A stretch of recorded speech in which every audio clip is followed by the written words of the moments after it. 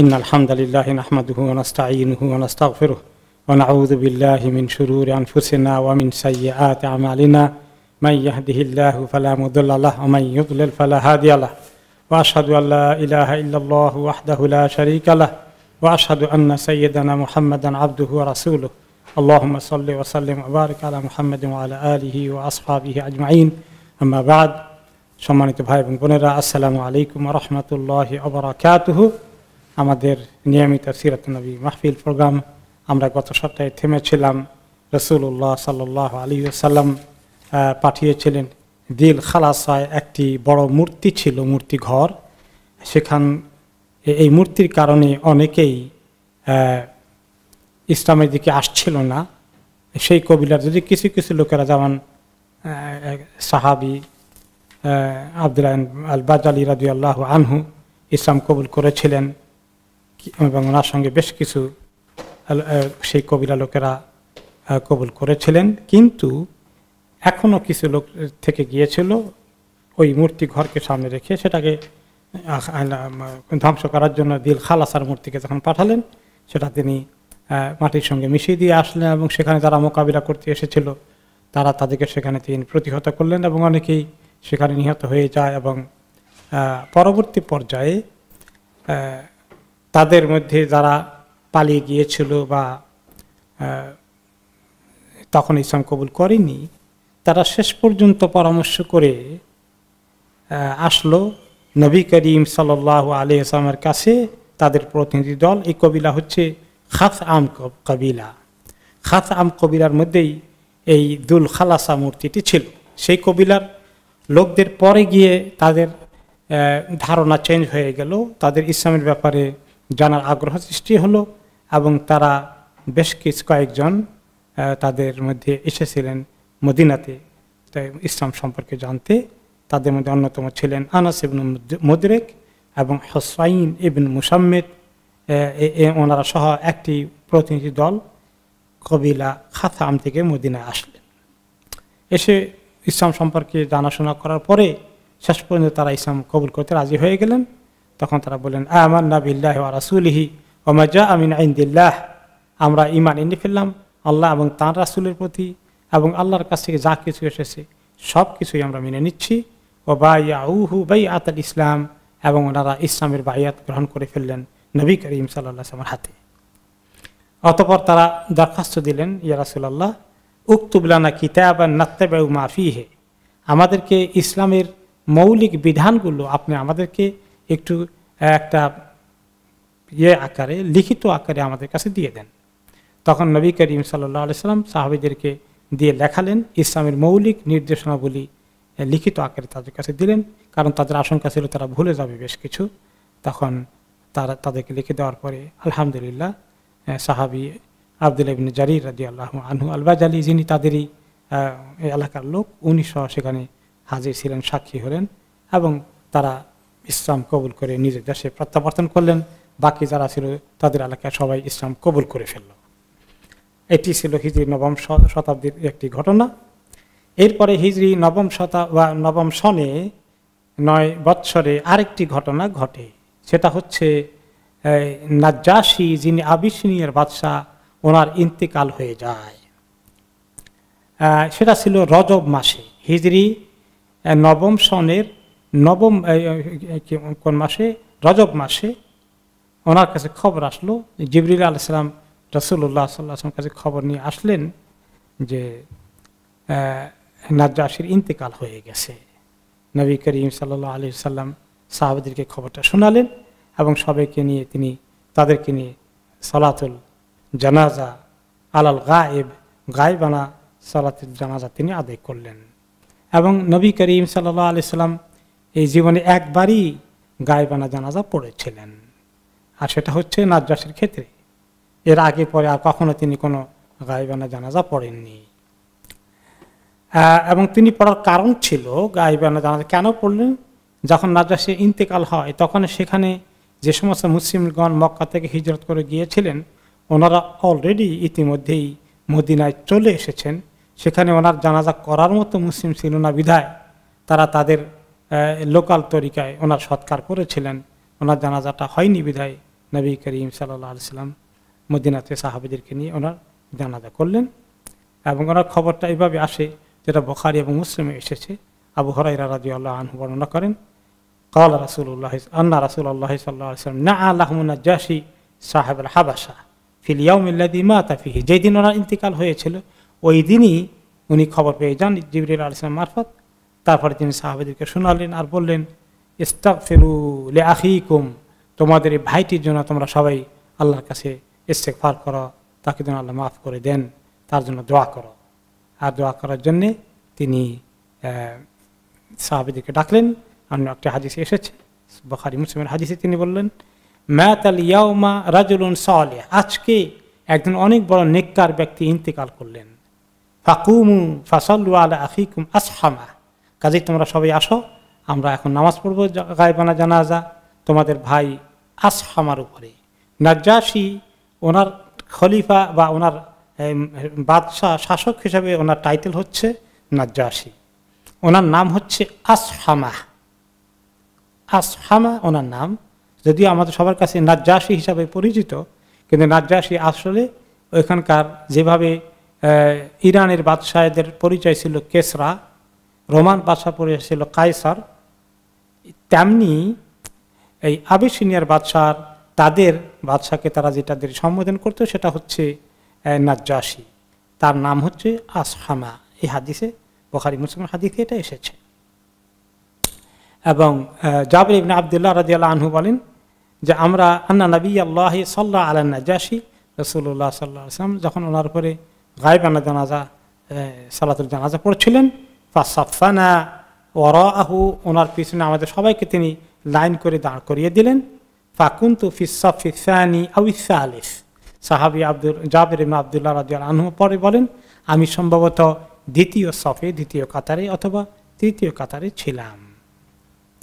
এবং ওনার ফজিলত, ওনার শান সম্পর্কে আরো হাদিস এসেছে।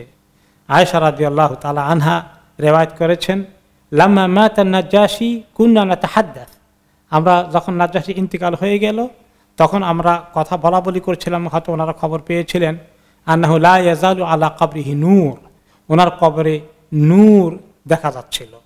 এই খবর হয়তোবা ওখান থেকে মদিনায় পৌঁছে গিয়েছিল। নাজ্জাশী কত ভালো মানুষ ছিলেন আপনারা জানেন। ওনার ইসলাম কবুল করার ইতিহাস, যখন সাহাবীরা ওনার কাছে ইসলামের দাওয়াত দিচ্ছিলেন তখন ওনার চোখ দিয়ে ঝরঝর করে পানি পড়ছিল এবং তিনি ঈমান আনতে দেরি করেননি। তাই তিনি আল্লাহ তাআলা ওনাকে কবুল করেছিলেন, তিনি এই বিরাট মর্যাদা হাসিল করলেন। যদিও ওনার এলাকার অনেকেই তখন ইসলাম কবুল করেনি, কারণ সেই এলাকায় খ্রিস্ট ধর্মের প্রভাব ছিল।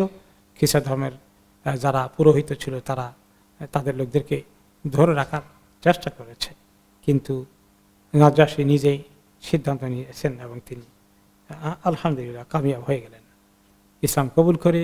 এবং রাসূলুল্লাহ সাল্লাল্লাহু আলাইহি ওয়াসাল্লাম তার গায়বানা জানাজা পড়ালেন, কি সৌভাগ্য তার হয়ে গেল। হিজরি 9ম শতাব্দীতে আমরা আসি। এখন আরেকটি বড় ঘটনা আসলো, ওয়াফদ আব্দুল কাইস। আপনারা জানেন যে মক্কা বিজয়ের পরে এবং নবী করিম সাল্লাল্লাহু আলাইহি ওয়াসাল্লামের ইন্তেকালের আগে বেশ কিছু প্রতিনিধি দল আরব দেশ থেকে, বিভিন্ন কবিলা থেকে মদিনায় এসে ইসলাম কবুল করলেন। আবার কোনো কোনো জায়গায় রাসূলুল্লাহ সাল্লাল্লাহু আলাইহি ওয়াসাল্লাম নিজে দাওয়াতি প্রতিনিধি দল পাঠিয়েছেন। তার মধ্যে অন্যতম একটা কবিলা হচ্ছে কবিলাতু আব্দুল কাইস। রবিয়া নামক বড় কবিলা, একটি অন্যতম সাব কবিলা, সাব ট্রাইব হচ্ছে আব্দুল কাইস। তারা বাহরাইন এলাকায় বসবাস করত। বর্তমান যে বাহরাইন, এই বাহরাইন নয়, পুরনো বাহরাইন হচ্ছে বর্তমানে সৌদি আরবের ইস্টার্ন রিজিয়ন যেটাকে বলা হয় পূর্বাঞ্চল, সেই এলাকার নাম ছিল বাহরাইন। ওই এলাকায় লোকেরা তখনও অনেকেই মুশরিক ছিল, আর কিছু কিছু লোক ওই এলাকার খ্রিস্ট ধর্মে দীক্ষিত হয়েছিল। খ্রিস্টান ধর্মের খ্রিস্ট ধর্মের অনেক অনুসারী সেখানে ছিলেন। তারা দুইবার এই প্রতিনিধি আসে ওই কবিলা থেকে। প্রথমবার এসেছিল বেশ আগে, হিজরি 5ম সনে একটি প্রতিনিধি দল এসেছিল, আরেকটা প্রতিনিধি দল আসলো তাদের কাছ থেকে হিজরি 9ম সনে। তো আমরা 5ম সনেরটা একটু শুনে নেই।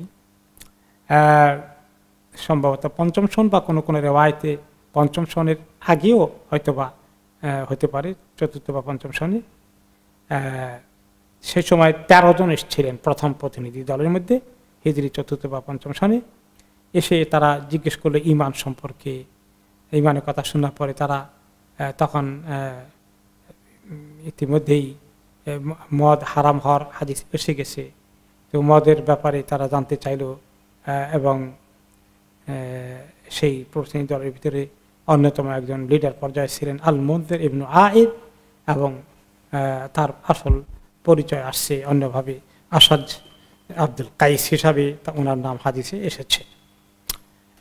ওনারা যখন প্রথম আসলেন, ইবনে আব্বাস রাদিয়াল্লাহু আনহুমা হাদিসে বলেন, যেটা বুখারী এবং মুসলিম এসেছে, যখন আব্দুল কাইসের প্রতিনিধি দল মদিনায় আসলো, আসার পরে নবী করিম সাল্লাল্লাহু আলাইহি ওয়াসাল্লাম বললেন, মানিল কওম, অথবা কোন রিওয়ায়াতে মানিল ওয়াফদ, এই কোন কওমের থেকে আপনারা এসেছেন বা আপনারা কোন কবিলার প্রতিনিধিত্ব করে এসেছেন। ওনারা বলে রাবিয়া। রবিয়া যে বড় ট্রাইব, তার সাব ট্রাইব আব্দুল কাইস। তখন তিনি তাদেরকে ওয়েলকাম করলেন, মারহাবান বিল কওম আউল ওয়াফদ গায়রে খাজায়া ওয়ালা নাদামা, ওয়েলকাম, স্বাগতম ওই কওমকে, ওই প্রতিনিধি দলকে যারা এসেছে মদিনায় স্বেচ্ছায়, ভলান্টিয়ারলি, স্বেচ্ছা প্রণোদিত হয়ে এসেছেন, অপমানিত না হয়ে এবং লজ্জিত না হয়ে, অর্থাৎ আপনাদের বিরুদ্ধে যুদ্ধ করে পরাজিত করে আপনাদেরকে আনতে হয়নি, আপনারা সসম্মানে নিজ দায়িত্বে নিজ সম্মান রক্ষা করে আপনারা এসেছেন ইসলাম সম্পর্কে জানতে, সেজন্য আপনাদেরকে ওয়েলকাম। এরপরে তারা বললেন, ইয়া রাসূলুল্লাহ। তারপরে ওনারা ইসলাম কবুল করলেন বেশ কিছু লোক। এরপরে তিনি বললেন যে, ইয়া রাসূলুল্লাহ, তারা বললেন, ইন্না না'তিকা মিন শুক্কাতিন বাঈদা, আমরা তো আসলে অনেক দূর থেকে আপনার কাছে এসেছি, আমাদের দেশ তো অনেক দূরে মদিনা থেকে, তখন তো আর কোনো ট্রান্সপোর্ট ছিল না, উঠে করে আসতে কত সময় লাগতো, আর আমরা আসতে আমাদের রেগুলার আসতে পারবো না আপনার কাছে, কারণ কিছু অসুবিধা আছে। আমরা তো ইসলাম কবুল করলাম, কিন্তু আপনার কাছে থেকে এসে অনেক কিছু শেখার আমাদের নিয়মিত আসার সুযোগ হবে না। এই জন্যে ওয়া ইন্না বাইনানা ওয়া বাইনাকা হাদাল হাইয়্যু মিন কুফফারি মুদার, আমাদের দেশ থেকে আপনার এলাকায় আসতে মাঝখানে মোদার কবিলার লোকজন আছে, এরা কিন্তু সব কাফের, তারা আমাদেরকে সহজেই ইজিলি বিনা বাধায় আসতে দিবে না।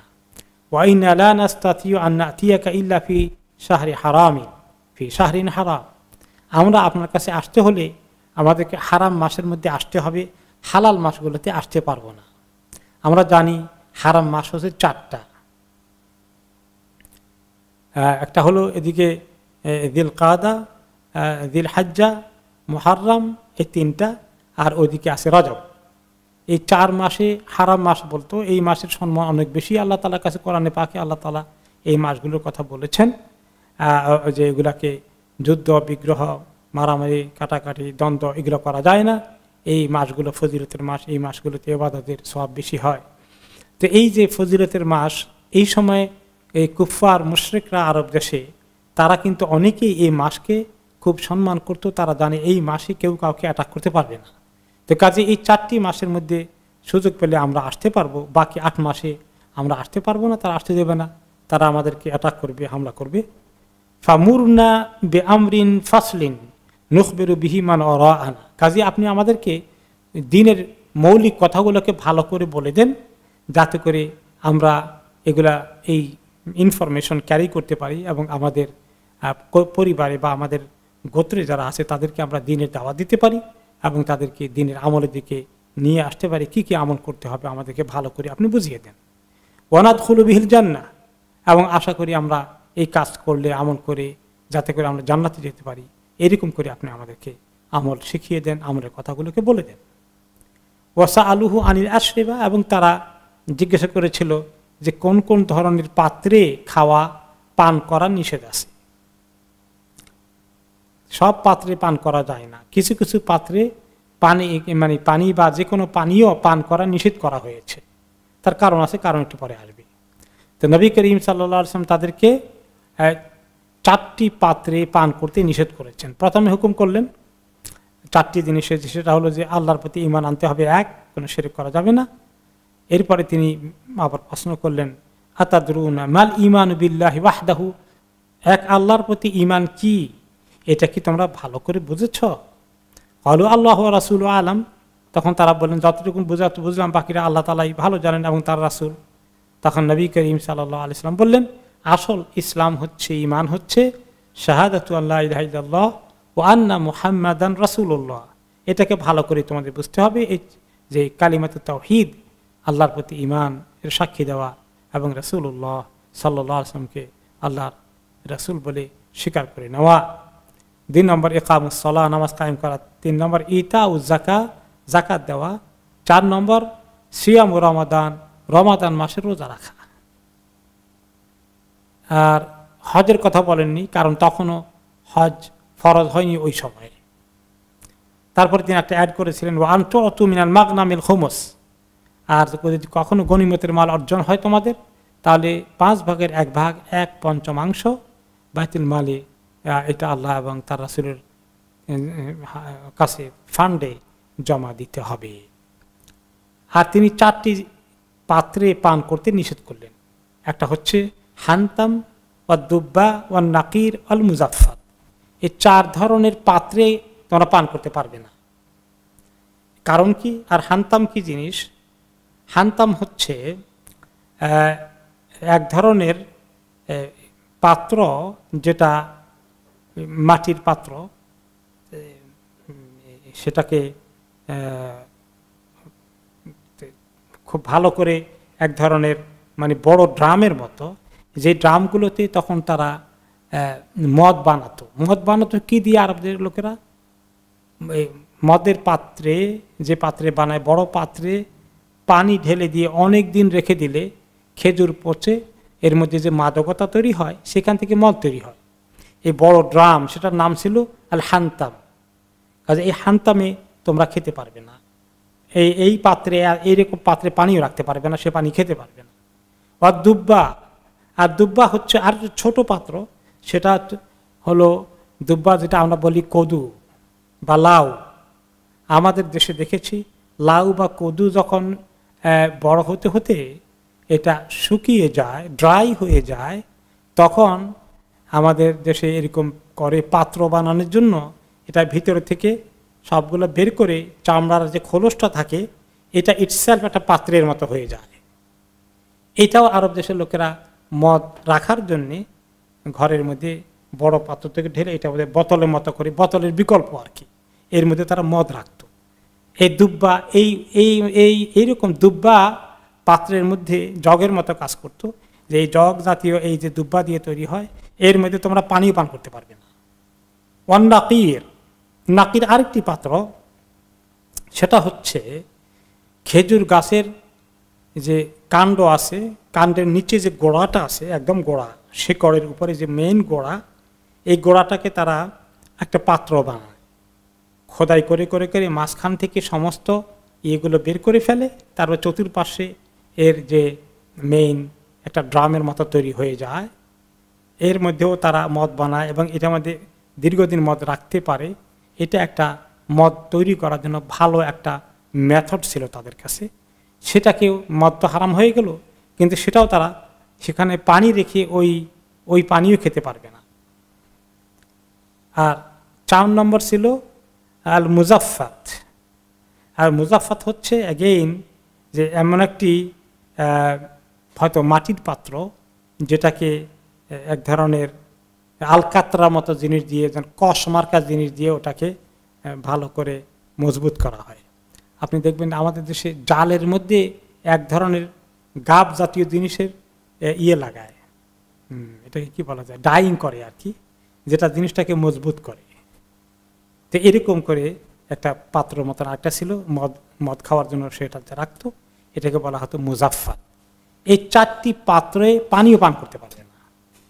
কারণ কি? কারণ হলো যে এইগুলো মদের জন্য ব্যবহার করা হয়েছে নিয়মিত।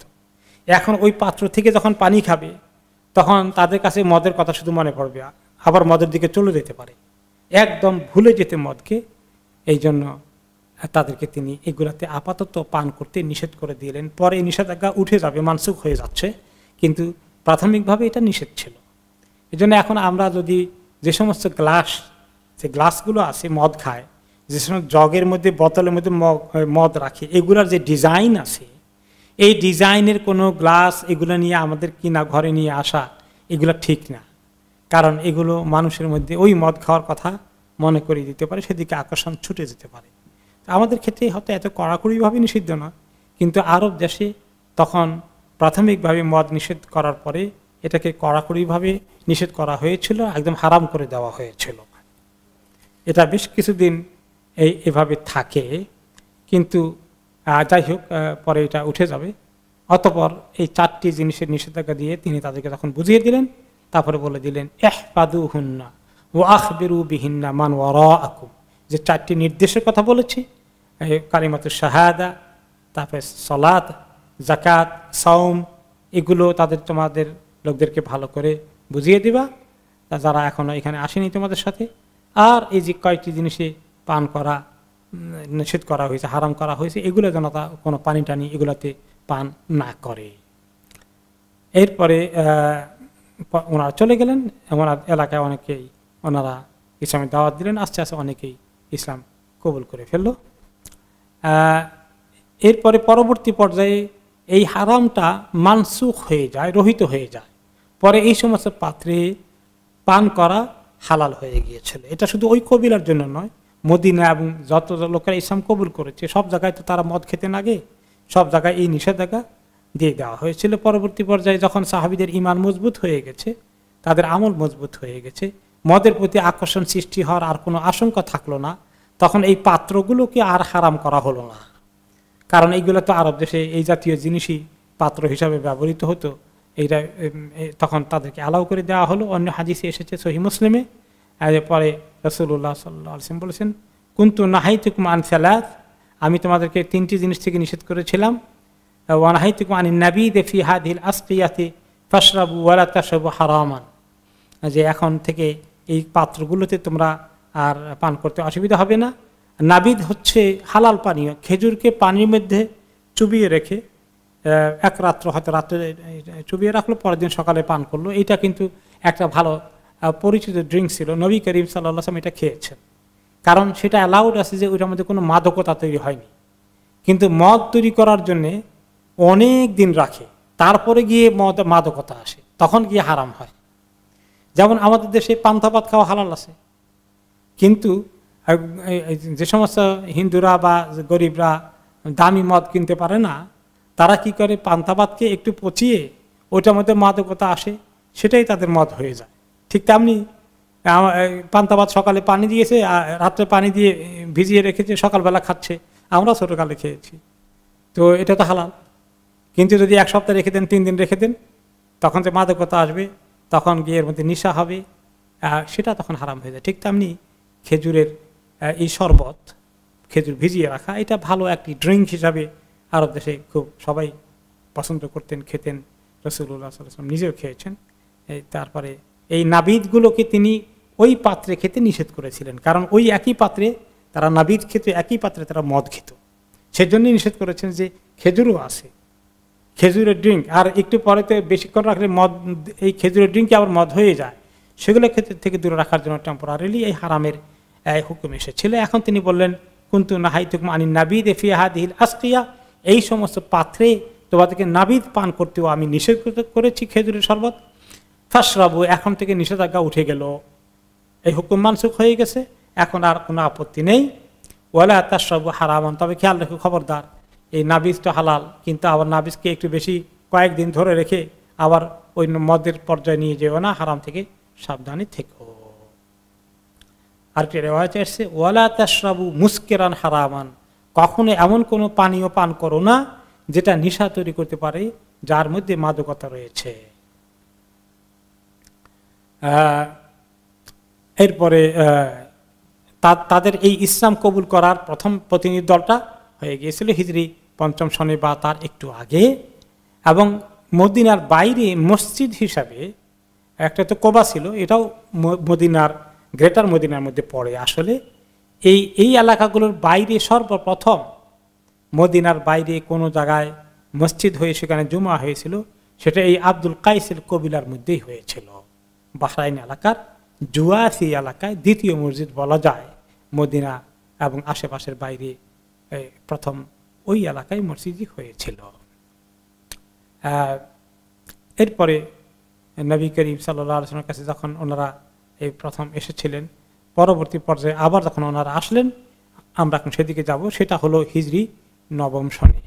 হিজরি নবম সনে যখন ওনারা আসলেন, ওনাদের চেহারার দিকে দেখে রাসূলুল্লাহ সাল্লাল্লাহু আলাইহি সাল্লাম বললেন, মা আশারা আব্দুল কাইস মা লি আরা উজুহাকুম কাদ তাগায়্যারাত, কি ব্যাপার, তোমাদের চেহারা দেখি যে অনেক পরিবর্তন হয়ে গেছে, এমন হলো কেন? ক্বালু ইয়া নবী আল্লাহ নাহনু বিআরদিন ওয়াখিমা, তারা বললেন, ইয়া রাসূলুল্লাহ, আমরা এমন এক এলাকায় বসবাস করি যেখানকার আবহাওয়াটা খুবই খারাপ, স্বাস্থ্যকে খুব এফেক্ট করে। আসলে তাদেরকে তিনি যখন হিজরি পঞ্চম সনে যদি দেখে থাকেন, এখন নবম সনে 4 বছর পরে দেখলেন অনেকেই, দ্বিতীয়বার যখন আসলো, এতে দেখা গেল যে তাদের চেহারায় অনেক দুর্বলতার ছাপ বা কিছুটা স্বাস্থ্য খুব খারাপ হয়ে গেছে। সেজন্য তিনি প্রশ্নটি করেছিলেন। তিনি বললেন, তারা উত্তর দিলেন যে ওই এলাকার হাওয়া বাতাস আবহাওয়া একটু বেশ খারাপ, যেটা আমাদের স্বাস্থ্যের জন্য বেশ অনুপযোগী। এটা ওনারা ব্যাখ্যা দিয়েছিলেন। যাই হোক, এই হিজরি নবম সনে যখন ওনারা আসেন, ওনারা আসছিলেন কোনো কোনো রেওয়ায়েতে 40 জন, কোনো কোনো রেওয়ায়েতে 20 জন আব্দুল কাইসের কবিরা থেকে। তাদের মধ্যে অনেকে ছিলেন যারা প্রথমবার এসেছিলেন, দ্বিতীয়বার আসলেন, আবার কেউ কেউ নতুন করে এসেছিলেন। নতুনদের মধ্যে একজন ছিলেন জারুদ ইবনে আমর আল আবদি, উনি একজন নামকরা ব্যক্তিত্ব, জারুদ ইবনে আমর আল আবদি। এই বিষয়ে হাদিসে এসেছে যে সেখানে এসেছিলেন ওই সাহাবী আসাদ ইবনে আব্দুল কাইসও এসেছিলেন। ওকে, তারপরে ওনারা যখন আসলেন, আসার আগে রুফে আল্লাহুম নবী সাল্লাল্লাহু আলাইহি ওয়াসাল্লাম ফানাখু রিকাবাহুম, ওনাদের একটা যখন কোয়াইট বিগ নাম্বার 20 বা 40, তো নবী করিম সাল্লাল্লাহু আলাইহি ওয়াসাল্লামকে ওনার জন্য ওনাকে দেখানো হলো, দূর থেকেই তিনি দেখতে পেলেন একটা প্রতিনিধি দল আসছে। আল্লাহ তাআলা ওনাকে দেখালেন যে ওই যে একটা প্রতিনিধি দল আসছে। মানে দূর থেকে আসলে তো ভালো করে বোঝা যায় না, অনেক দূরে, কিন্তু আল্লাহ তাআলা ওনাকে ভালো করে দেখার মতো, আল্লাহ তো কুদরতের অভাব নাই, দেখিয়ে দিলেন যে এই লোকগুলো আসছে। ওনারা বেশ কাছে আসার আগে দূর থেকে আল্লাহ তাআলা রাসূলুল্লাহ সাল্লাল্লাহু আলাইহি ওয়াসাল্লামকে দেখিয়ে দিলেন। এরপরে তারা আস্তে আস্তে যখন ঢুকে পড়লেন, এসে মদিনায় তারা মসজিদে নববীর সামনে এসে তাদের উটকে বাঁধলেন এবং তারা খুব দ্রুত গতিতে, মানে তাড়াহুড়ো করে কে কার আগে আসবে, রাসূলুল্লাহ সাল্লাল্লাহু আলাইহি ওয়াসাল্লামের কাছে খুব দ্রুত গতিতে আসছিলেন।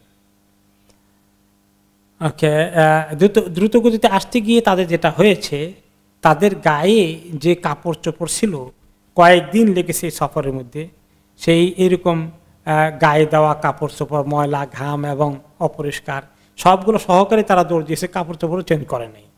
তারা সাধারণত আরব দেশে এক জায়গা থেকে আরেক জায়গায় গেলে লম্বা সফর 1-8 সপ্তাহ লেগে যায়, তখন তারা কিন্তু সফরের জার্নির পরে যখন কোনো এলাকায় পৌঁছে সেখানকার লোকদের সঙ্গে দেখা করতে চায়, নর্মালি তারা কাপড় চেঞ্জ করে ফ্রেশ কাপড় পরে তারপরে যান। কিন্তু এনারাকে আর খেয়াল করেনি, সবাই হুড় করে দৌড় দিয়ে চলে গিয়েছেন।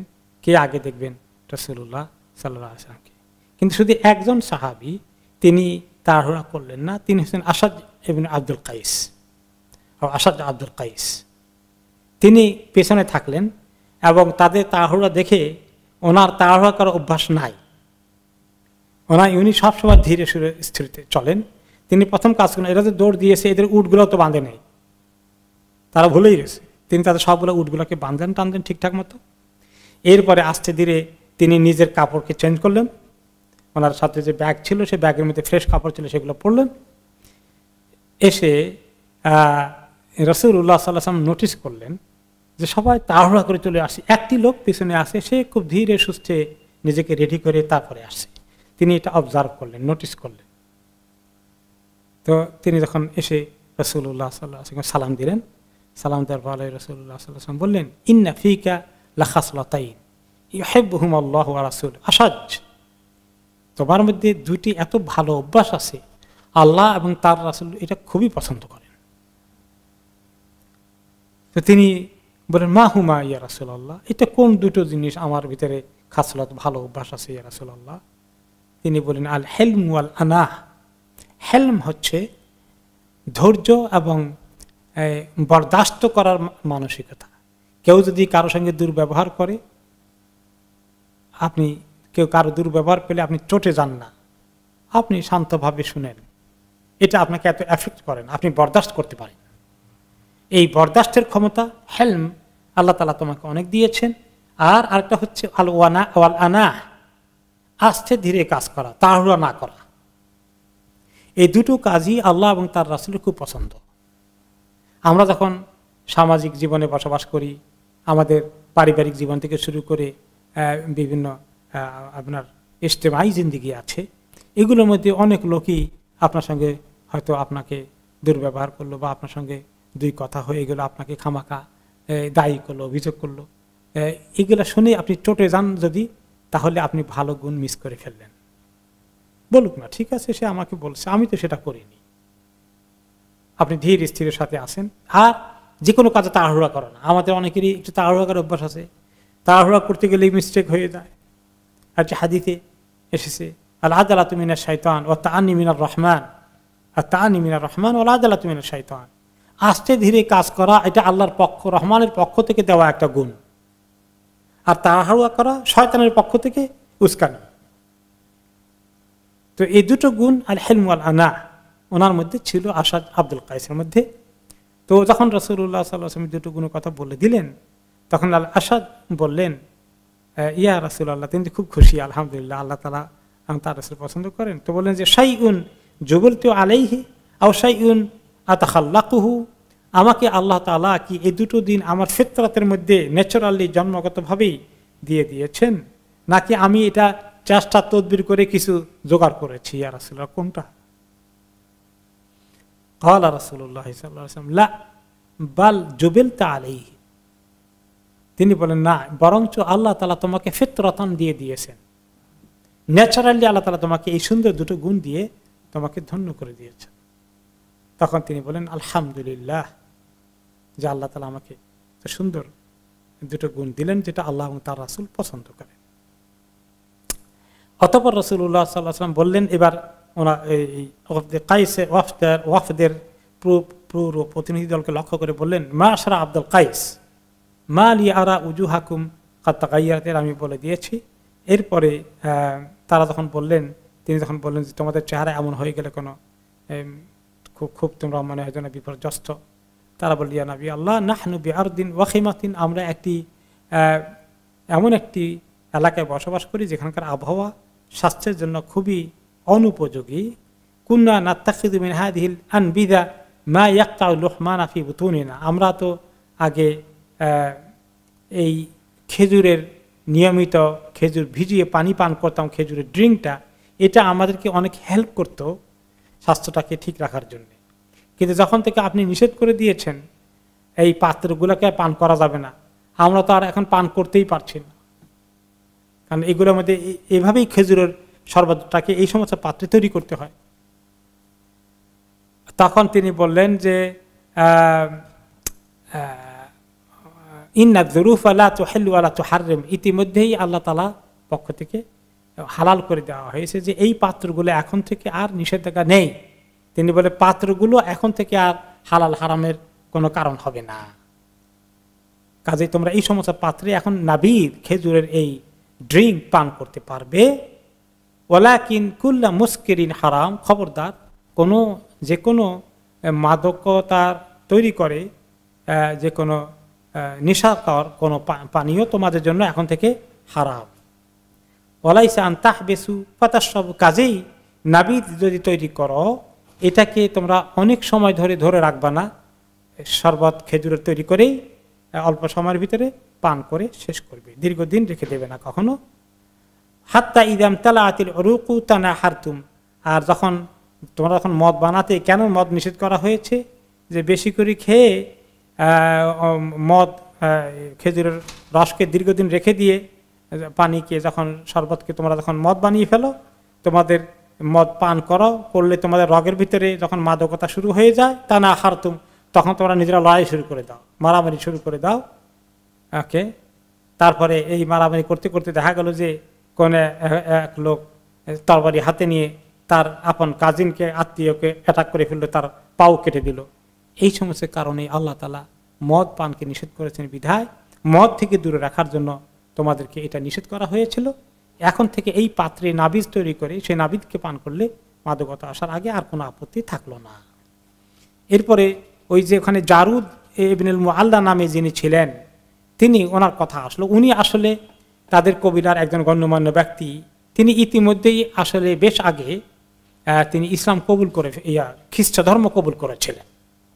তিনি দ্বিতীয়বার নবম সনে আসছেন, তিনি পঞ্চম সনে আসেন নাই। এইবার আসার আগে পর্যন্ত তিনি তখনও খ্রিস্টান।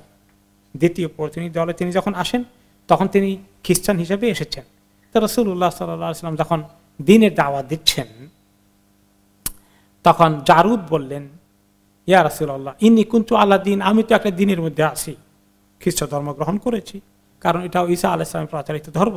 যদিও তার মধ্যে শিরক এসেছে, সেই বেচারা তো মনে করছে সে তো একজন আল্লাহ নবীর ধর্ম পালন করছে, এবং যে ধর্মটা আসলে আরবদের মূর্তি পূজা থেকে তো অনেক ভালো, কাজে সে মনে করছে সে একটা ভালো দিনের মধ্যে আছে। এখন আমি তো একটা ভালো দিনে ছিলাম, ওয়া ইন্নী তারিকুন দীনি লিদীনিকা আফাতাদমানু লিদীনি, এখন আমি তো আমার দিন ছেড়ে দেব আপনার দিন গ্রহণ করার জন্য। এখন আল্লাহ তাআলার কাছে আটকে গেলে, যে আল্লাহ যদি বলে ওই দিনটা বাদ দিয়েছিলে কেন তুমি, তখন আপনি আমার এটা দায়িত্ব নেবেন আল্লাহর কাছে? তখন রাসূলুল্লাহ সাল্লাল্লাহু আলাইহি ওয়াসাল্লাম তাকে লক্ষ্য করে বললেন, না আনা দামিনুন লিযালিকা, আমি পুরো দায়িত্ব নিচ্ছি, যে তোমার এই দিন ঠিক নয়, আল্লাহ নতুন দিন পাঠিয়েছেন আমার, মানে ইসলামকে নতুন করে আমার মাধ্যমে ফ্রেশ করে পাঠিয়েছেন, এইটাই গ্রহণ করার কথা, তুমি নিশ্চিন্তে থাকো, এটা পুরো দায়িত্ব আমি নিলাম। ইন্নাল্লাযী আদউকা ইলাইহি খায়রুম মিনাল্লাযী কুনতা আলাইহি, তুমি যে দিনের মধ্যে আসো খ্রিস্ট ধর্ম, এটা যদিও আল্লাহ তাআলা ঈসা আলাইহিস সালামের কাছে পাঠিয়েছিলেন, সেটা তো সে অবস্থায় নেই, তার চেয়ে অনেক ভালো একটি দিন, বা তোমাদের বর্তমান খ্রিস্ট ধর্মের তুলনায় কত সুন্দর দিন আল্লাহ তাআলা ইসলামের মাধ্যমে নতুন করে আমাকে দিয়েছেন, কাজে এই দিন তুমি গ্রহণ করে ফেলো, এই তোমার দুশ্চিন্তার কোনো কারণ নেই। তখন তিনি কনভিন্স হয়ে গেলেন এবং তিনি ইসলাম কবুল করে ফেললেন। অতঃপর তাদের যখন ইসলাম কবুল করা কাজটা হয়ে গেল, তিনি খুব খুশি হয়ে গেলেন এবং রাসূলুল্লাহ সাল্লাল্লাহু আলাইহি ওয়াসাল্লাম কিবলামুখী হয়ে গেলেন। ওই বৈঠকের মধ্যে হয়ে তিনি এই কবিলা আব্দুল কাইসের জন্য অনেক দোয়া করলেন, তাদের জন্য দোয়া করলেন, আল্লাহুম্মা গফির লিআব্দুল কাইস ইয আসলামু তাইঈনা গায়রা কারিহিন, আল্লাহ এই কাইস আব্দুল কাইস কবিলাকে আপনি অনেক খায়র ও বরকত দান করেন, তাদেরকে ক্ষমা করে দেন, তাদের অতীত সমস্ত গুনাহ মাফ করে দেন, কারণ তারা ইসলাম কবুল করলো, নিজেরা স্বেচ্ছায় এগিয়ে এসে মেনে নিল, যা তাদেরকে বাধ্য করা হয়নি, তারা বাধ্য হয়ে যুদ্ধে পরাজিত হয়ে তারপরে আসেনি। ইয়া রাসূলুল্লাহ, ইয়া আল্লাহ গায়রা খাজায়া ওয়ালা মাউতুরিন, তারা অপমানিত হয়ে নয়, বন্দী হয়ে এসে আসেনি, অথবা তারা কোনো ধরনের মানে যুদ্ধের মধ্যে যে পরাজিত হয়ে ক্ষতিগ্রস্ত হয়ে যায় এবং সেই ক্ষতিগ্রস্ত থেকে বাঁচার জন্য তারা এরকম কিছু করেনি, তারা আসলে ইসলামকে আগ্রহ করে স্বেচ্ছায় কবুল করেছে। ঈদ বা'দু কওমিনা লা ইসলামুনা হাত্তা ইউখজাউ ওয়া ইউতারু, আল্লাহ আপনি ভালো করে জানেন আমাদের বেশ কিছু কবিলা, কুরাইশ থেকে শুরু করে অন্যান্য অনেক কবিলা, তারা নিজ দায়িত্বে এগিয়ে এসে ইসলাম কবুল করলো না, বরঞ্চ অনেক সময় পরাজিত হয়ে অপমানিত হয়ে এবং ক্ষতিগ্রস্ত হয়ে তারপরে গিয়ে তারা ইসলাম কবুল করলো। কিন্তু এই বাচ্চারা স্বেচ্ছায় এসেছে, কাজে আল্লাহ আপনি তাদেরকে মাফ করে দেন, তাদেরকে খায়র ও বরকত দান করেন। অতঃপর নবী করিম সাল্লাল্লাহু আলাইহি সাল্লাম পরবর্তী পর্যায়ে বলেছিলেন সাহাবীদেরকে লক্ষ্য করে, অন্য সাহাবীদেরকে ওরা চলে যাওয়ার পরে, যে ইন্না খায়রা আহলিল মাশরিকি আব্দুল কাইস, এই মদিনার পূর্ব দিকের যত লোক আছে, যে সমস্ত কবিলাগুলো আছে, তাদের মধ্যে আব্দুল কাইস হচ্ছে একটি উত্তম কবিলা, সর্বোত্তম কবিলা, তাদের তিনি প্রশংসা করলেন। এরপরে রাসূলুল্লাহ সাল্লাল্লাহু আলাইহি সাল্লাম তাদেরকে নিয়ে খুব ব্যস্ত থাকলেন, তাদেরকে অনেক সময় দিলেন, সারাদিন ব্যাপী জোহর পড়লেন, জোহরের পরে যে 2 রাকাত সুন্নত পড়ার কথা সেটা তিনি পড়ার সময় পেলেন না, নামাজটা পড়েই তাদের সঙ্গে আরও তিনি সময় কাটালেন, অনেক কথাবার্তা হয়েছে, আমরা তো মুক্তাসার আনলাম কিন্তু লম্বা সময় ওনাদের সঙ্গে কাটছে, অনেক কথাবার্তা হয়েছে। এই বিষয়ে উম্মে সালামা রাদিয়াল্লাহু আনহা, আমাদের মা রাসূলুল্লাহ সাল্লাল্লাহু আলাইহি ওয়াসাল্লাম বিবি, তিনি বলেন যে আমি দেখলাম যে নবী করিম সাল্লাল্লাহু আলাইহি সাল্লাম আমাদেরকে আসরের নামাজের পরে কোনো সুন্নত পড়তে নিষেধ করেন বা কোনো নফল পড়তে নিষেধ করেছেন। আমি দেখি হঠাৎ ওই দিন তিনি আসর নামাজ পড়ে এসে ঘরে এসে 2 রাকাত কি একটা পড়লেন। তা আমি বললাম, ইয়া রাসূলুল্লাহ, আপনি আমাদেরকে আসরের পরে কোনো নামাজ পড়া যাবে না, কোনো নফল পড়া যায় না, আপনি দেখি 2 রাকাত পড়লেন, কি পড়লেন এটা? তখন তিনি বললেন যে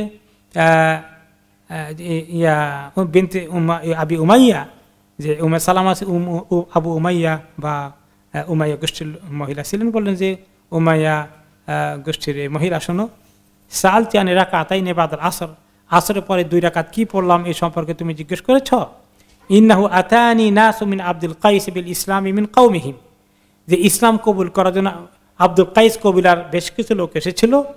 ফাশাগালুনি আনি রাকাতাইন আল্লাতাইনে বাদা যুহর ফাহুমা হাতান, আমাকে তারা এত ব্যস্ত করে রেখেছিল, তাদের এত কথা, এত প্রশ্ন করেছিল, তাদের এত আগ্রহ, এগুলোর কারণে আমি সুন্নত বাদ দিয়ে তাদেরকে সময় দিয়েছি। তারপরে এখন আমি আসরের পরে গিয়ে তারা ফ্রি হয়ে গেছে তাদের থেকে, এখন আমি এই 2 রাকাতের মানে কাজার মতো করে পড়ে ফেললাম আর কি। তো এটার দ্বারা আমরা বুঝলাম এরকম কাজা করতে হবে না, উনি হয়তো এটাকে বেশি ইহতেমাম করেছেন, কিন্তু 2 রাকাত সুন্নত জোহরের পরে অনেক গুরুত্বপূর্ণ, এটা আমরা বুঝতে পারলাম, তাই না? আমরা অনেকেই দেখা যায় তাড়াহুড়া করে 2 রাকাত সুন্নত আমরা অনেকেই পড়ি না। এরপরে আর তারা সর্বশেষ আমরা 2-3 লাইন শেষ করে দেই, যে যখন তারা তাদের কবিলায় ফেরত যাওয়ার সময় হয়ে গেল, তখন তারা দরখাস্ত দিল, ইয়া রাসূলুল্লাহ আমাদেরকে আল হুমলান, আমরা তো যাব, অনেকের আমাদের উট নেই, আমাদের সবাইকে একটা করে উট দিয়ে দিবেন। তিনি বললেন, ওয়াল্লাহি মা ইনদি মা আহমিলুকুম আলাই, আমার কাছে তো এমন সংখ্যক উট নেই যা আমি দিতে পারলে খুব ভালো লাগতো, কিন্তু আমার কাছে দেওয়ার মতো উট নেই। অতঃপর আল জারুদ, যিনি খ্রিস্ট ধর্ম থেকে ইসলাম কবুল করেছিলেন, তিনি বললেন, ইয়া রাসূলুল্লাহ ইন্না বাইনানা ওয়া বাইনা বিলাদিনা দাওয়ালান মিন দাওয়ালিন নাস আফা নাতাবাল্লাগু আলাইহা। তিনি বলেন, যাওয়ার পথে অনেক সময় দেখি যে আরবের অনেকের হারানো উটগুলো আমাদের যাওয়ার পথে, রাস্তায় যাওয়া আসার পথে পেয়ে যায়। এরকম কারো হারানো উট পাওয়া গেলে মালিক ছাড়া আমরা সেই উট নিয়ে কি সাওয়ারি হয়ে যেতে পারবো? তখন তিনি বলেন, লা তিলকা হারাকুন নার, না না এই কাজ করো না। এরকম করে যারা অন্যের হারানো সম্পত্তি নিজে দখল করে নিয়ে যায়, এটা জাহান্নামের আগুন ছাড়া কিছু না।